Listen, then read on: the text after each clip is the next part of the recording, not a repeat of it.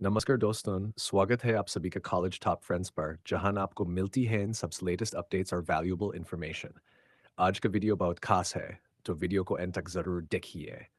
Delhi university में migration का process depend करता है कॉलेज की स्पेसिफिक रूल्स और CGPA क्राइटेरिया पर। अगर किसी की CGPA 6 है और वो हंसराज कॉलेज एक किसी और प्रेस्टिजियस कॉलेज में माइग्रेशन करना चाहता है, तो कुछ इंपॉर्टेंट पॉइंट्स पर ध्यान देना होगा। 1. Minimum CGPA requirement.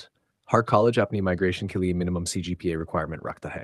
Prestigious colleges जैसे हंसराज कॉलेज में इमिग्रेशन के लिए हाई CGPA की ज़रूरत होती है।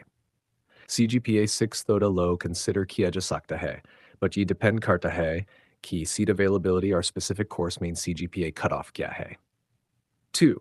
Seat availability. Migration to be possible होता है जब न्यू कॉलेज में सीट अवेलेबल हो। हर साल मिग्रेशन के लिए लिमिटेड सीट्स होती हैं और ये भी कंसिडर किया जाता है कि करंट स्टूडेंट्स का परफॉर्मेंस कैसा है। 3. Departmental approval. माइग्रेशन का डिसीजन कॉलेज का डिपार्टमेंट और एडमिनिस्ट्रेशन लेती है। एप्लीकेंट को अपने करंट कॉलेज और जहां वो मिग्रेट करना चाहता है दोनों से अप्रूवल लेना होता है। 4. Timing. Migration generally second year के end या third semester के आसपास होती है।